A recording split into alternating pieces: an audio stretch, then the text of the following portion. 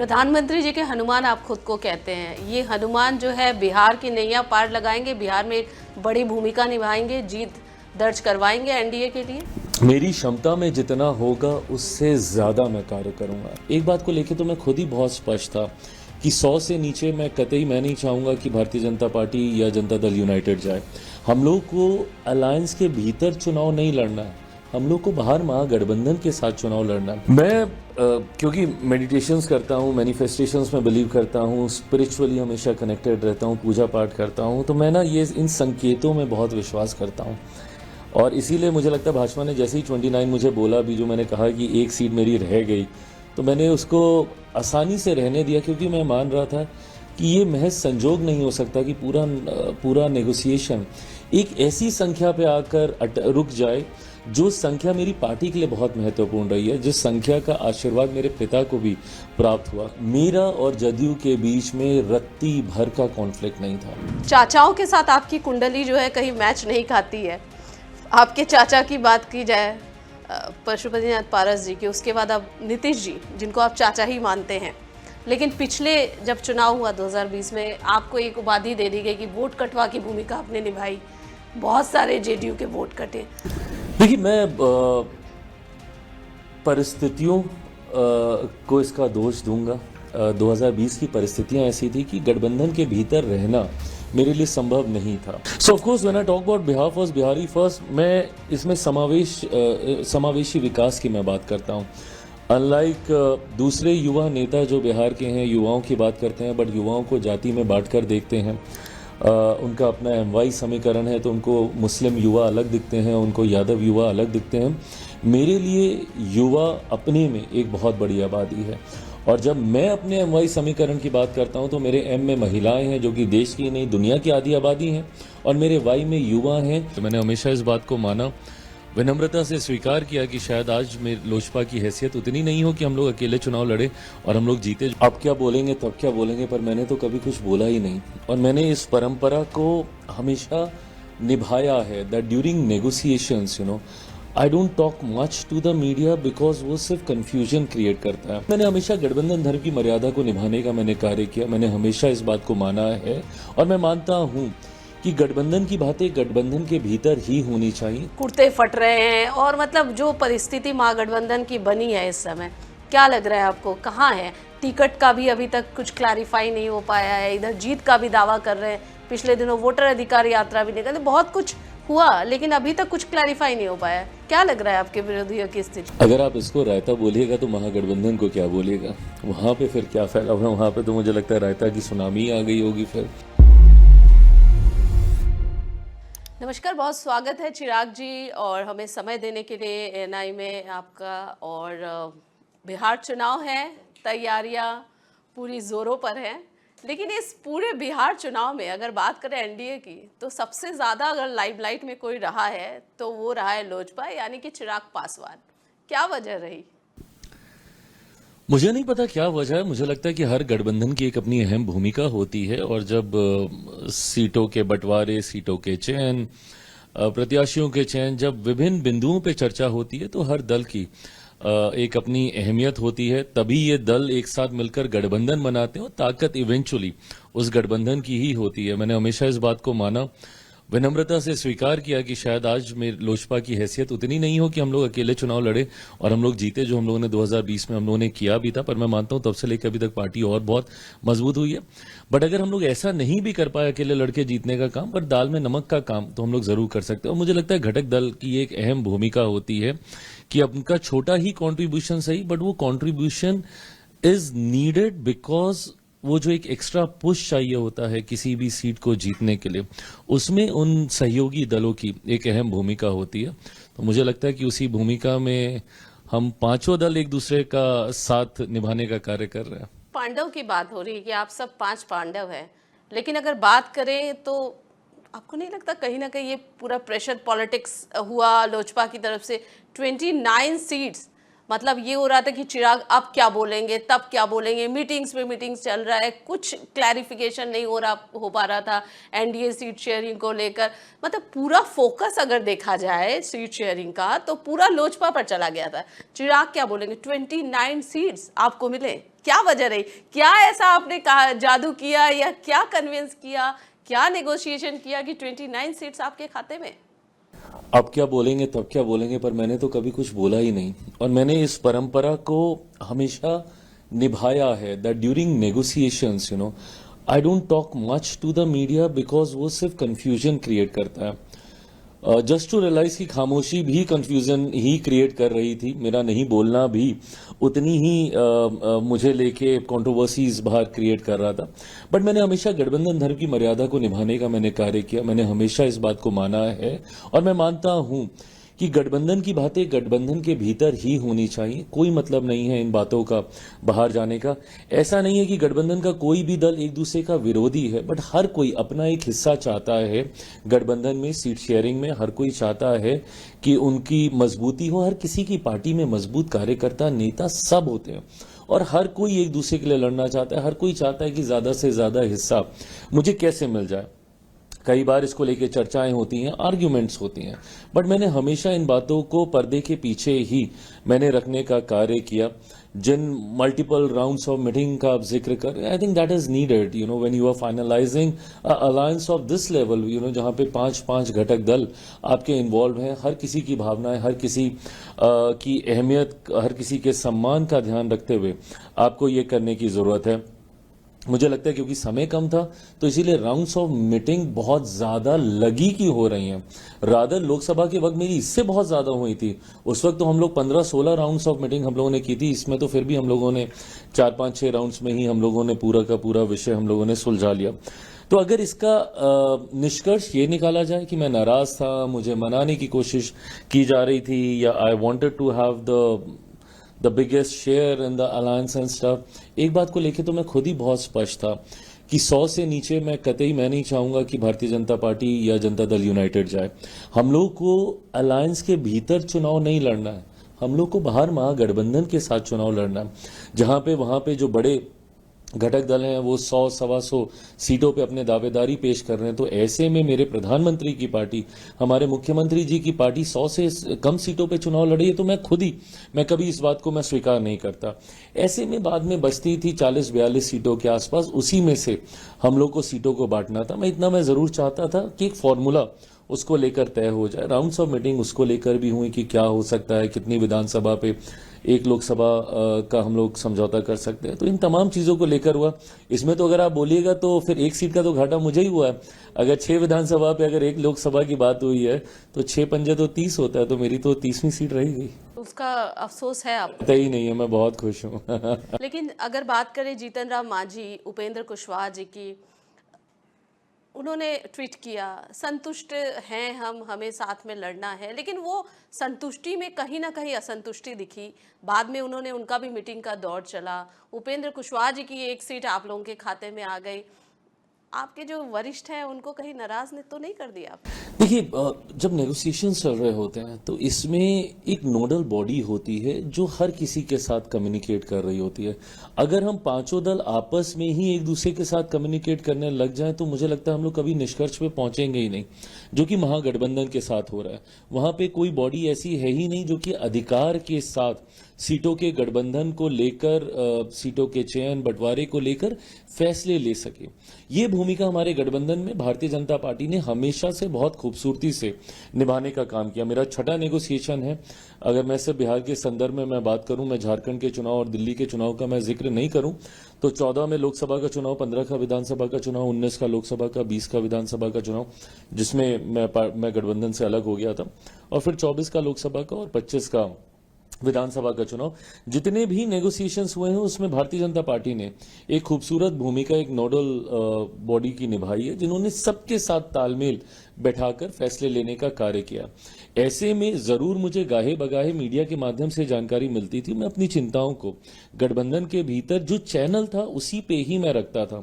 अगर मैं multiple channels अपने खोल लूं, मैं उपेंद्र जी से बात करने लग जाऊं, मैं डायरेक्टली मैं माझी जी से बात करने लग जाऊं, तो मुझे लगता है कि फिर तो ये खिचड़ी ही बन जाती, फिर तो ये कभी दाल पक ही नहीं पाती, हो ही नहीं पाता।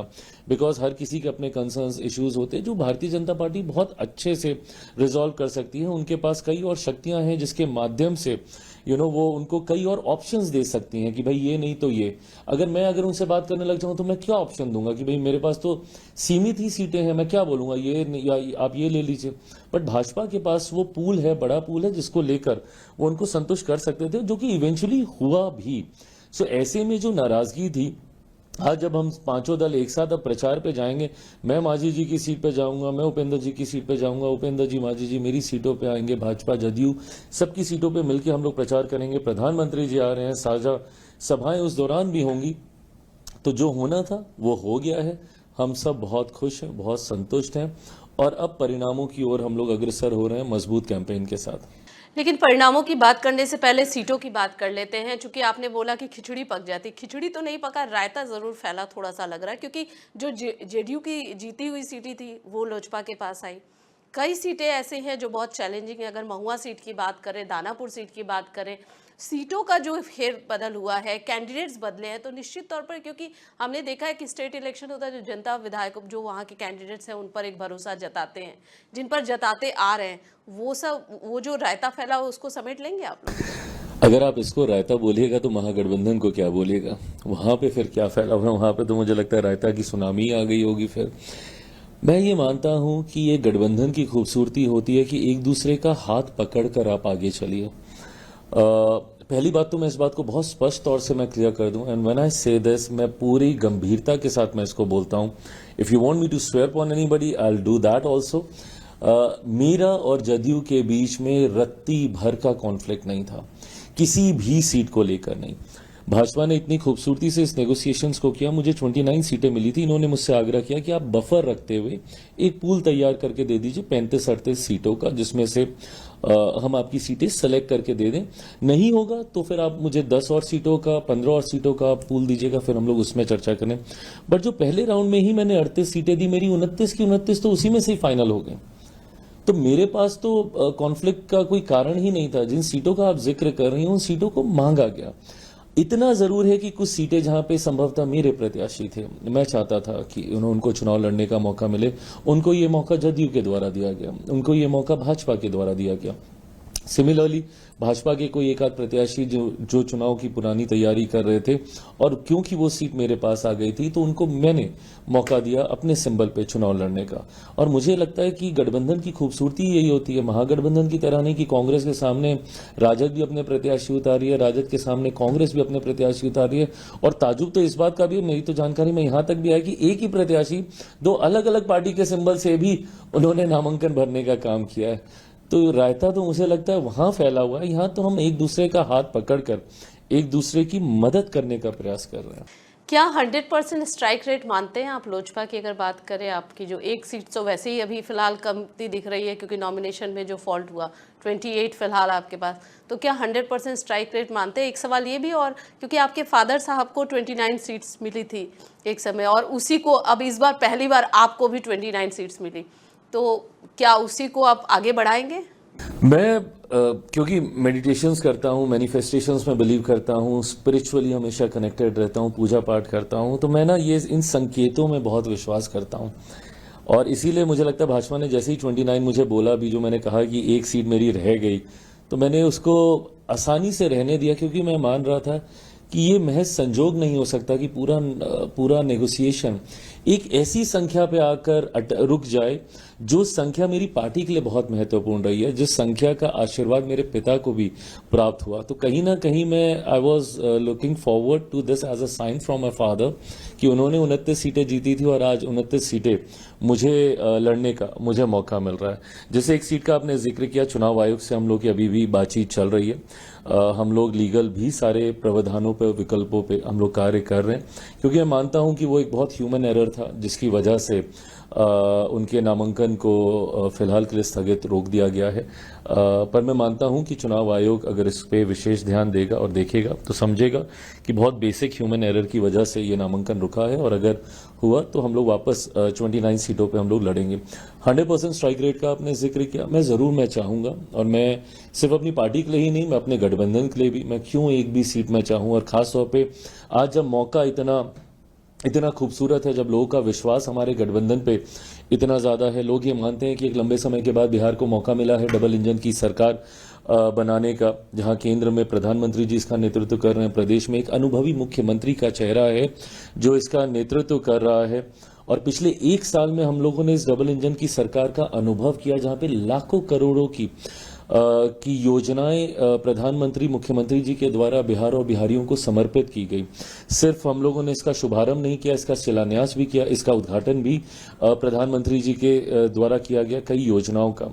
तो ऐसे में मैं मानता हूं कि अगले 5 साल बिहार के लिए बहुत स्वर्णिम काल के तौर पे होने वाले, और बिहारी भी इस बात को मानते हैं। और अब तो उनका विश्वास और ज्यादा इसलिए बढ़ गया क्योंकि जब गठबंधन के भीतर के ही कंफ्यूजन को दूर नहीं कर सकता, तो वो प्रदेशवासियों की चिंताओं को वो लोग कैसे दूर करेंगे। So they don't have a clarity within the alliance, so of course they will not be having any clarity कि आप प्रदेश को कैसे आप विकास की राह पर आप आगे लेकर जा सकें। तो जनता कहीं ना कहीं इन तमाम बातों को समझकर जब मैं प्रचार पे निकलता हूं, या अब मैं जब भी कहीं जा रहा हूं सीटों के बंटवारे के बाद, तो वो बढ़ा हुआ विश्वास मुझे महसूस होता है जनता के द्वारा।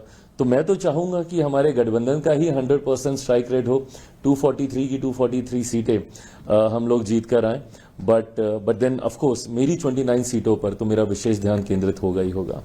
आपका टैगलाइन है बिहार फर्स्ट, बिहारी फर्स्ट। आप चाहते हैं कि इस टैगलाइन को आगे बढ़ाना, और खासकर अगर बात करें यूथ की, बिकॉज आप यूथ हैं, यूथ को किस तरीके से देखते हैं यहाँ पर, किस तरीके से आगे बढ़ाएंगे, और what about your tagline? So of course when I talk about Bihar first, Bihari first, मैं इसमें समावेशी विकास की मैं बात करता हूँ। अनलाइक दूसरे युवा नेता जो बिहार के हैं, युवाओं की बात करते हैं, बट युवाओं को जाति में बांटकर देखते हैं। उनका अपना MY समीकरण है, तो उनको मुस्लिम युवा अलग दिखते हैं, उनको यादव युवा अलग दिखते हैं। मेरे लिए युवा अपने में एक बहुत बड़ी आबादी है, और जब मैं अपने MY समीकरण की बात करता हूं तो मेरे M में महिलाएं हैं जो कि देश की नहीं दुनिया की आधी आबादी हैं, और मेरे Y में युवा हैं जो हमारे प्रदेश की सबसे बड़ी आबादी हैं। मैं मानता हूं इन दोनों की सामान्य समस्याएं हैं, जाति में बंटकर इनकी समस्याएं अलग हो जाएं कतई नहीं है। मुस्लिम युवा को भी रोजगार की उतनी ही जरूरत है जितना किसी दलित युवा को है, जितना किसी पिछड़े वर्ग से आने वाले युवा को है, जितना किसी अगड़े वर्ग से आने वाले युवा को है। ऐसे में मुस्लिम महिला की भी वही समस्याएं हैं, हिंदू महिलाओं की भी वही समस्याएं हैं, पिछड़ा वर्ग दलित वर्ग से आने वाली महिलाओं की भी वही समस्या है। तो ऐसे में बिना किसी को जात पात धर्म मजहब में बांटे हुए मैं बिहार फर्स्ट, बिहारी फर्स्ट की सोच के साथ मैं आगे बढ़ रहा हूं, जहां पे विकसित बिहार के निर्माण के लिए पूरा रोड मैप तैयार है। बिहार की रोजगार से जुड़ी समस्या, शिक्षा से जुड़ी समस्या, स्वास्थ्य से जुड़ी समस्या, इंफ्रास्ट्रक्चर से जुड़ी समस्या, बाढ़ सुखाड़ से जुड़ी समस्या, हर समस्या का समाधान का जिक्र मैंने बिहार फर्स्ट, बिहारी फर्स्ट में किया है। मुझे लगता है पहली बार मेरी पार्टी को जब से ये बनी है सन 2000 से, पहली बार एक मजबूत मौका प्रदेश सरकार का हिस्सा बनने का मेरी पार्टी को मिलने जा रहा है। आज से पहले मेरी पार्टी ना के बराबर राज्य सरकार का हम लोग हिस्सा रहे भी हैं तो बहुत कम समय के लिए रहे हैं, बट आज की तारीख में जब हम लोग एक मजबूत हिस्सा राज्य सरकार का बनने जा रहे हैं परिणामों के बाद, तो मुझे लगता है कि उस नीति निर्माण में भी हम लोग की एक अहम भूमिका होगी, जिसके माध्यम से बिहारी युवाओं के लिए बिहार फर्स्ट, बिहारी फर्स्ट को धरातल पर उतारने के लिए, बिहार के किसान मजदूरों के लिए, जिस मंत्रालय से मैं आता हूं प्रसंस्करण के विभाग को और मजबूती देने के लिए, इन तमाम बिंदुओं पर अब मैं और ज्यादा मजबूती से कार्य कर सकूंगा बिहार सरकार का हिस्सा होने के बाद। आपको नहीं लगता कि युवा CM भी होने चाहिए, आप भी CM के दावेदार होने चाहिए? कुछ ऐसा है दिमाग में या मन में, कुछ ऐसा है? पार्टी तो निश्चित तौर पर चाहती होगी कि हमारा जो अध्यक्ष है वो आगे आए, वो फेस बने। व्हाट अबाउट यू, आप क्या सोचते हैं? बिहार की राजनीति करनी है या फिर पूरे देश की? व्हाट, कौन सी पार्टी नहीं चाहती? हर दल चाहता है कि उनका नेता सर्वोच्च पद पे जाए। मैंने खुद हमेशा इस बात की इच्छा रखी कि मैं अपने पिता को प्रदेश का मुख्यमंत्री, देश का प्रधानमंत्री बनता हुआ देखूं। तो ये इच्छा स्वाभाविक है, हर दल की अपने नेता के प्रति होती है, पर मुझे लगता है कि सही समय पर सही बातों की चर्चा हो तो उसके मायने होते हैं। आज की तारीख में जब हम लोग इसकी चर्चा कर रहे हैं तो कतई इसके कोई मायने नहीं है जब इस बात को गठबंधन के तमाम सहयोगियों के द्वारा पहले से ही स्पष्ट कर दिया गया कि मुख्यमंत्री नीतीश कुमार जी के नेतृत्व में ही हम लोग चुनाव लड़ने जा रहे हैं। और ये मैं मानता हूं कि चुनाव के बाद जो विधायक जीत कर आएंगे वो एक बार फिर मुख्यमंत्री जी को ही अपने मुख्यमंत्री के तौर पर चुनने का कार्य करेंगे। हैविंग सेड दैट, क्या मेरी इच्छा है बिहार की? मैंने हमेशा कहा है कि मैं बिहार वापस आना चाहता हूं। इन्हीं चुनावों में ही मैं वापस आना चाहता था, बिहार से मैं चुनाव लड़ना चाहता था। बट क्योंकि नेगोशिएशंस होते इतना विलंब हो गया कि मेरे प्रत्याशी ही नामांकन ठीक से भर लें वो ज्यादा बड़ी प्राथमिकता बन गई थी। तो अपने नामांकन की ओर तो मैं फिर सोच ही नहीं पाया, केंद्रीय संसदीय बोर्ड दोबारा बैठ ही नहीं पाया इस विषय की, इस एजेंडे के ऊपर चर्चा करने के लिए। बट हाँ, आप चाहते थे बिहार से चुनाव लड़ना? मैं चाहता था और आने वाले दिनों में मैं वापस मैं बोलूंगा मेरी प्राथमिकता बिहार रहेगा। अनलाइक माय फादर, पापा ने हमेशा इस बात को स्पष्ट रखा कि केंद्र की राजनीति में उनकी इच्छा ज्यादा रही थी। पर मैं बिहार और बिहारियों की वजह से ही राजनीति में आया हूं। दिल्ली में पला बड़ा हूं, मुंबई में मैंने काम किया है, दूसरे राज्यों में बिहारियों को विपरीत परिस्थितियों में रहते हुए देखा है और यही कारण था कि मैं वापस राजनीति में आया ताकि अपने राज्य, अपने बिहारी साथियों के लिए मैं कुछ कर सकूं। एक ऐसा दौर मैंने देखा जब बिहारी शब्द तक को गाली बना दिया गया। मैं हर मन से गर्व से कहता हूं कि मैं बिहारी हूं। ये गर्व मैं हर बिहारी की आंखों में देखना चाहता हूं, पर ये तब होगा जब मैं यहां पे ध्यान ज्यादा केंद्रित करूं। तो मैं मानता हूं कि अगले 4-5 साल मेरे इस फैसले को और ज्यादा मजबूत करेंगे कि मुझे बिहार की राजनीति में पूरा ध्यान अब केंद्रित करना होगा। एक सवाल पूछूंगी, थोड़ा चुभता हुआ सवाल है। चाचाओं के साथ आपकी कुंडली जो है कहीं मैच नहीं खाती है। आपके चाचा की बात की जाए पशुपतिनाथ पारस जी की, उसके बाद अब नीतीश जी जिनको आप चाचा ही मानते हैं, लेकिन पिछले जब चुनाव हुआ 2020 में आपको एक उपाधि दे दी गई कि वोट कटवा की भूमिका आपने निभाई, बहुत सारे जेडीयू के वोट कटे। उसमें क्या कहना चाहेंगे आप? देखिए, मैं परिस्थितियों को इसका दोष दूंगा। 2020 की परिस्थितियां ऐसी थी कि गठबंधन के भीतर रहना मेरे लिए संभव नहीं था और उस वक्त मेरी पार्टी ने ये फैसला किया कि हम लोग गठबंधन से हम लोग अलग हो जाएं। चाचाओं का आपने जिक्र किया, मुझे लगता है कि आज मेरे एक चाचा को ये बात और अच्छे से समझ में आ गई होगी कि कई बार आपको अलायंस में इतना कॉर्नर कर दिया जाता है कि आपके पास विकल्प ही नहीं बचता अकेले चुनाव लड़ने के अलावा।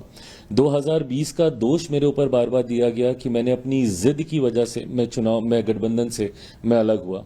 मेरे चाचा जी ने जब पार्टी परिवार से मुझे अलग किया तो उस वक्त भी उन्होंने मेरे ऊपर यही आरोप लगाए कि मैंने अकेले ये फैसला ले लिया, जबकि वो सब गठबंधन के तहत चुनाव लड़ना चाहते थे और मैंने अलग चुनाव लड़ने का मैंने फैसला लिया। आज जब वो और उनकी पार्टी खुद अकेले चुनाव लड़ रहे हैं तो मुझे लगता है कि उनको ये समझ में आता होगा कि जब गठबंधन में आपको पूछा नहीं जाता है तो आपके पास अकेले चुनाव लड़ने के अलावा विकल्प नहीं बचता। मेरे पास जरूर उस वक्त ये विकल्प था कि मैं महागठबंधन की ओर जा सकता था, पर मेरा समर्पण मेरे प्रधानमंत्री के प्रति इतना था कि मैं गठबंधन से अलग भी हुआ पर मैं प्रधानमंत्री जी के सामने या उनके प्रत्याशियों के सामने मैंने अपने प्रत्याशी ना के बराबर मैंने उतारे। जनता दल यूनाइटेड के सामने ही मेरे पास ऑप्शन था, उनके सामने मैंने प्रत्याशी उतारे, जिसका नुकसान भी जनता दल यूनाइटेड को हुआ और इसका आक्रोश बहुत स्वाभाविक है। अगर कल को कोई मेरी पार्टी के सामने चुनाव लड़के मुझे उसका नुकसान देगा तो मैं भी उससे आक्रोशित होऊंगा। तो मुख्यमंत्री जी का वो आक्रोश बहुत स्वाभाविक है मेरी सर आंखों पर अब तब से लेकर अभी तक इन 5 सालों में गंगा से काफी पानी बह चुका है, परिस्थितियां काफी बदल चुकी हैं। मेरे मुख्यमंत्री जी के बीच में, हम दोनों के बीच में जितने भी इश्यूज थे, कंसर्न्स थे, चिंताएं थी, उनको रिजॉल्व कर लिया गया है। और मैं मानता हूं कि आप गठबंधन में रहें तो एक ईमानदार सहयोगी की भूमिका में रहें। जिस थाली में खाएं उसी में छेद करें कतई उचित नहीं है और ये मेरे संस्कारों में भी नहीं है। मेरे पास हमेशा से ये विकल्प था, मैं चाहता तो मैं गठबंधन का हिस्सा दोबारा बनता ही नहीं, आता ही नहीं वापस। पर आज चुनाव जब मैं इनके साथ मिलकर लड़ रहा हूं, मेरी पार्टी पहली बार मुख्यमंत्री नीतीश कुमार जी को मुख्यमंत्री बनाने के लिए चुनाव लड़ रही है। आज तक जब से मेरी पार्टी बनी, 2005 में पापा ने अकेले चुनाव लड़े, दोनों, फरवरी वाला भी, नवंबर वाला भी, 2010 में हम लोग राजद के साथ थे, भारतीय जनता पार्टी जनता दल यूनाइटेड एक साथ थी। 2015 में जब हम लोग भारतीय जनता पार्टी के साथ आ गए तो मुख्यमंत्री जी की पार्टी राष्ट्रीय जनता दल के साथ जाके महागठबंधन की सरकार बन गई थी, और 2020 में तो मैंने अकेले चुनाव लड़ा था। तो पहली बार मेरी पार्टी मुख्यमंत्री जी को मुख्यमंत्री बनाने के लिए चुनाव लड़ रही है, और इसमें मेरी एक ईमानदार भूमिका का रहना जरूरी है, और उसी भूमिका के साथ मैं कार्य कर रहा हूं।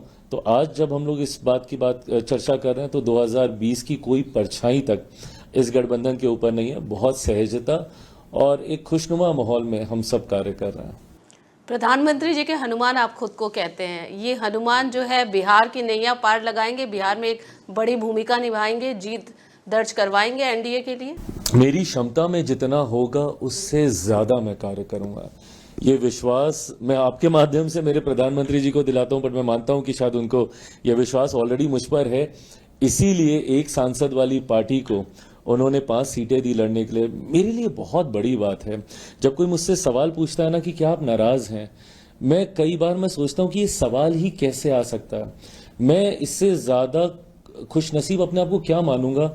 मैंने गठबंधन की राजनीति में आज तक मैंने कभी नहीं देखा कि किसी कम सीटों वाली पार्टी को ज्यादा सीटें दे दी गई। ज्यादा वाले को कम जरूर किया गया, कोई अगर 9 सीट पे है तो उसको 7 कर दिया गया, 7 वाले को 5 कर दिया गया, 5 वाले को 3, 3 वाले को 2 और 1 वाले को तो मर्जर का ही प्रस्ताव इवेंचुअली दे दिया जाता है गठबंधन के द्वारा। यहां 2024 में सिंगल सांसद वाली पार्टी को 5 सीटें गठबंधन ने उठाकर दे दी चुनाव लड़ने के लिए और जीतने के लिए। 2025 में एक विधायक मेरा जीता था, पर वो भी मेरे साथ नहीं रहे 2020 में, तो आप यही मान के चलिए कि 0 विधायक वाली मेरी पार्टी। अब 0 विधायक वाली पार्टी को 29 सीटें दे दी जाती हैं गठबंधन में लड़ने के लिए। अब अगर उसके बाद भी मैं नाराजगी रखूं तो मुझसे बड़ा नाशुक्रा ही कोई और नहीं होगा।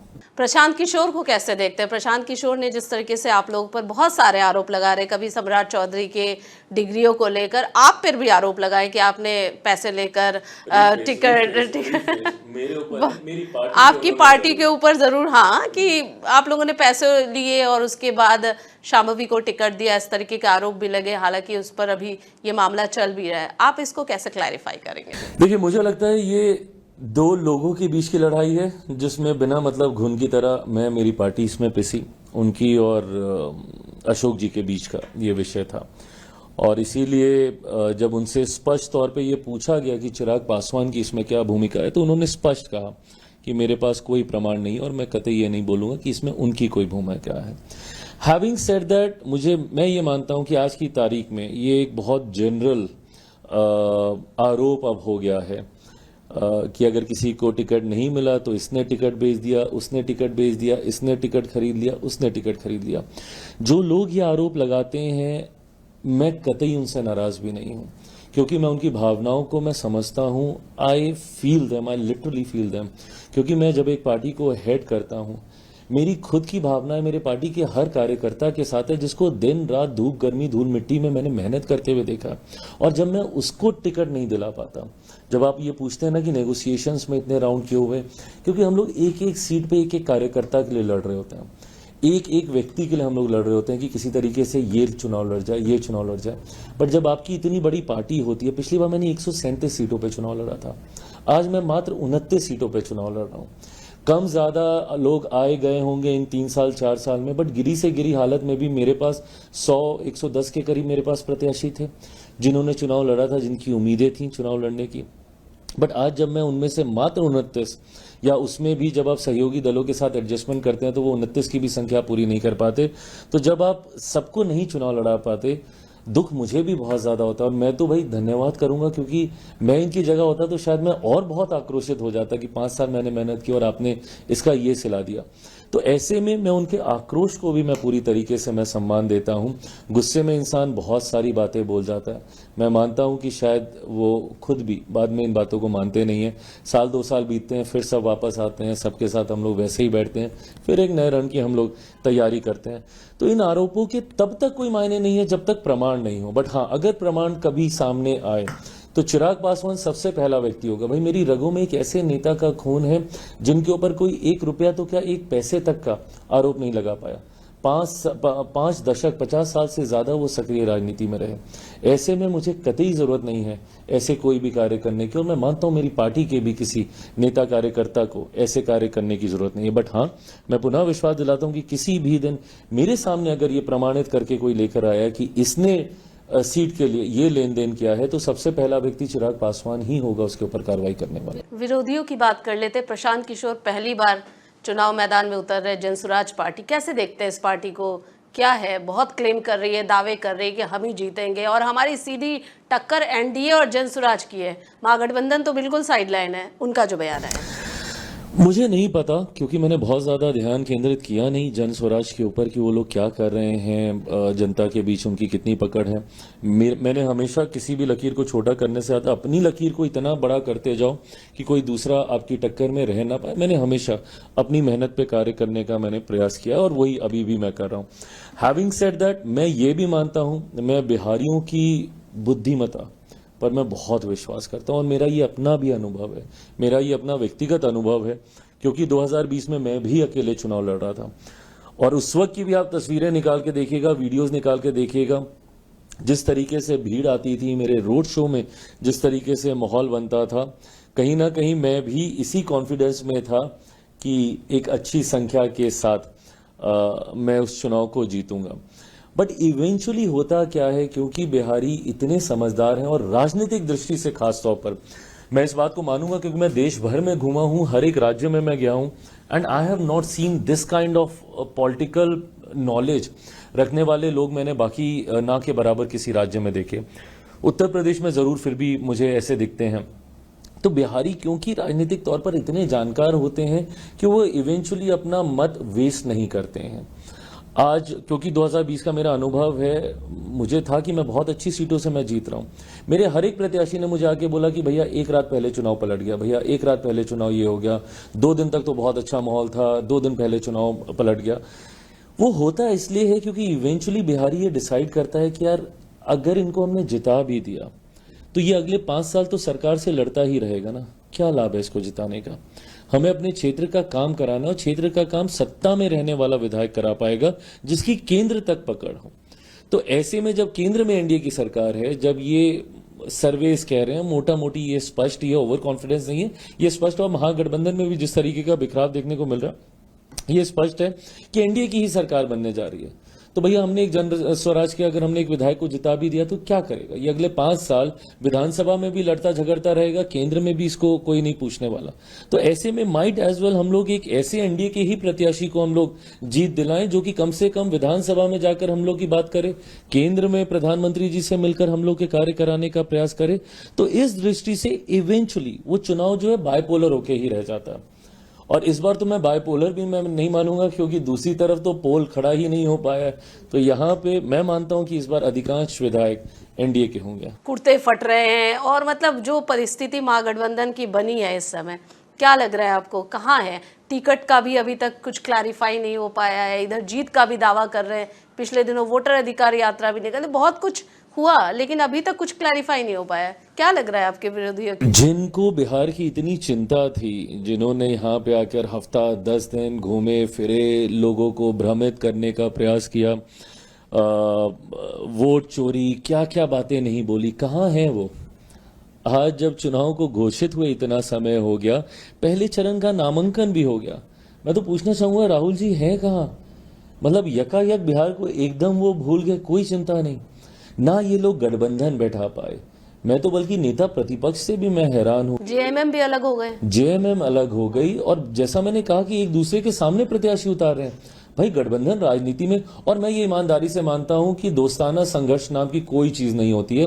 There is never ever a friendly fight, either you are fighting or you are friends, period. There can not be anything in between.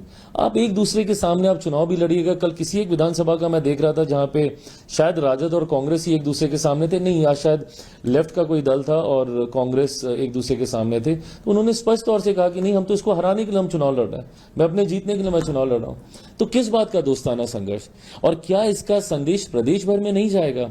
मेरी समझ में नहीं आता, जो ऊपर बैठे नेता हैं, जो एसी कमरे में बैठकर ये फैसले करते हैं, वो जमीनी हकीकत समझ ही नहीं पाते हैं कि भाई आप तो कल को हो सकता है 1 दिन 2 दिन के बाद आप हाथ मिला लीजिएगा, हाथ से हाथ पकड़कर एक तस्वीर खिंचा लीजिएगा, पर क्या आपका कार्यकर्ता वो कर पाएगा जिसका घर अगल बगल में है, जिसको अपने विरोधी जिलाध्यक्ष से लड़ना है, जिसको कल तक वो अपना सहयोगी जिलाध्यक्ष मान रहा था, आज वो विरोधी जिलाध्यक्ष हो गया, कल आप फिर बोलिएगा कि भैया सहयोगी जिलाध्यक्ष हो जाओ, तो वो क्या करे भाई? उसके घर पे खाना खाने जाए कि ना जाए, खाना खाने जाता है तो आप बुला लेते हैं कि भाई छोड़ दो, अब गठबंधन नहीं हो रहा, फिर आप बोलते हैं कि गठबंधन हो रहा है। तो नेता तो ऊपर में मिल लेते हैं, बट क्या जमीन पे ये हो पाएगा? और ये महज वो 10, 12, 15, 20 सीटों की बात नहीं है जहां पे ये सो कॉल दोस्ताना संघर्ष कर रहे हैं, इसका संदेश पूरे प्रदेश में जाएगा। कैसे कोई दूसरे जिला का कांग्रेस का व्यक्ति बोलेगा कि नहीं नहीं भाई चलो लड़ो एकदम इसके लिए, क्योंकि वो जहां का जिला अध्यक्ष होगा, जिस जिला में इनके सामने लड़ाई हो रही है, वो उसका भी परिचित होगा। ये बोलेगा कि भैया यहां तो हम राजद के सामने लड़ रहे हैं, तुम क्यों जाके वहां पे राजद के लिए कैंपेन करो, तुम मेरा साथ दो, तुम आओ यहां पे। तो ये प्रदेश भर में इसका असर जाएगा और ये कहीं ना कहीं अपरिपक्वता को दर्शाता है नेता प्रतिपक्ष के द्वारा। भाई जब आप गठबंधन को आप लीड कर रहे हैं, आप चेहरा बनना चाह रहे हैं, आप अपने आप को मुख्यमंत्री का आप दावेदार दिखाते हैं, जो गठबंधन को एक नहीं रख पाया, जो गठबंधन में सहमति नहीं बना पाया, वो बिहार जैसे प्रदेश को चलाने की सोच रखता है। कैसे चलाएगा जब यहाँ पे अलग अलग जात पात धर्म मजहब के लोग हैं? कैसे सब में सामंजस्य बिठा पाएंगे जब 4, 5, 6 दलों में सामंजस्य नहीं बिठा पाए? तो ऐसे में महागठबंधन मैं मानता हूं कि भानुमति की उस कुनबे की तरह जो बनने से पहले ही पूरी तरीके से धराशायी हो गया। एक अंतिम सवाल आपसे लूंगी। अब चूंकि आप लोग पूरी स्ट्रैटेजी के साथ आगे बढ़ रहे हैं, क्या रेटिंग देंगे आप एनडीए को? कितनी सीटों पर आपको लग रहा है जीत हासिल होगी? क्या परिस्थिति पूरी आपको लग रही है? What will be the मैं रहा हूं कि शायद हम लोगों ने जितना सोचा भी नहीं है, अब उससे बेहतर हम लोग का प्रदर्शन हो जाएगा। अभी तक तो हम लोग अपनी मेहनत पर ही हम लोग संख्या पे जा रहे थे। जब मैं 225 का आंकड़ा पार करने की मैं बात करता था, तो हम लोग अपनी मेहनत के आधार पर हम लोग जा रहे थे कि हम लोग पार करेंगे। बट अब तो जिस तरीके से विपक्ष धराशायी होता हुआ दिख रहा है, उसका भी एडवांटेज किसको मिलेगा? हम ही लोग को मिलेगा। तो मैं तो मानता हूं कि इस बार अप्रत्याशित जीत के साथ एनडीए सरकार बनाएगा। थैंक यू सो मच चिराग जी हमसे बात करने के लिए और तमाम सवालों का बेबाकी से जवाब देने के लिए। Thank you so much.